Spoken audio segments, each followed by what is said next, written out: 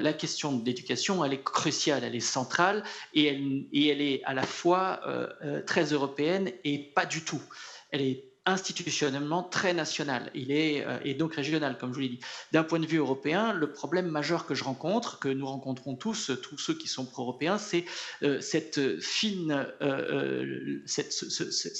distinction, pas toujours très très bien respectée, entre ce qui est de l'ordre de l'éducation et ce qui est de l'ordre de la formation propagande. Il y a un énorme problème aussi, c'est que la communication européenne, la communication institutionnelle est d'une extrême pauvreté et elle passe son temps en fait à se dire que si on explique bien, les gens vont comprendre et s'ils comprennent, ils sont obligatoirement d'accord. Or, c'est pas comme ça que ça fonctionne. Ni la politique, ni l'Europe, ni l'éducation. L'éducation, c'est bien le fait d'arriver à faire en sorte que les élèves et puis les adultes, bien sûr, puisque les élèves sont des adultes en devenir, en construction, c'est que les élèves et les adultes se sentent partie prenante de quelque chose qui est de l'ordre de la communauté. Or, c'est pas alors. C'est pas uniquement avec quelques heures de cours, même très bien faites, et une évaluation qu'on va arriver à cela. Je vais vous donner deux exemples personnels. Le premier, c'est le mien, c'est que moi, j'ai jamais étudié l'Europe.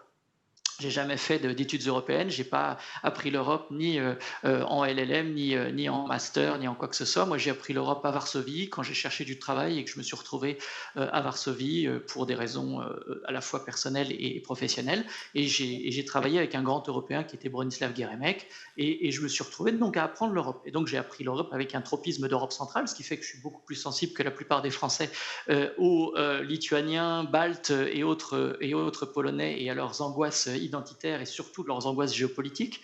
Donc c'est quelque chose d'un peu plus d'intéressant à mettre dans le débat. Mais surtout, j'ai appris l'Europe par l'expérience. Or, c'est de ça dont nous avons besoin. Nous avons besoin, au-delà de toute cette masse de connaissances qui est absolument indispensable, mais qui n'est pas l'expérience européenne, nous avons besoin de faire l'expérience de l'Europe.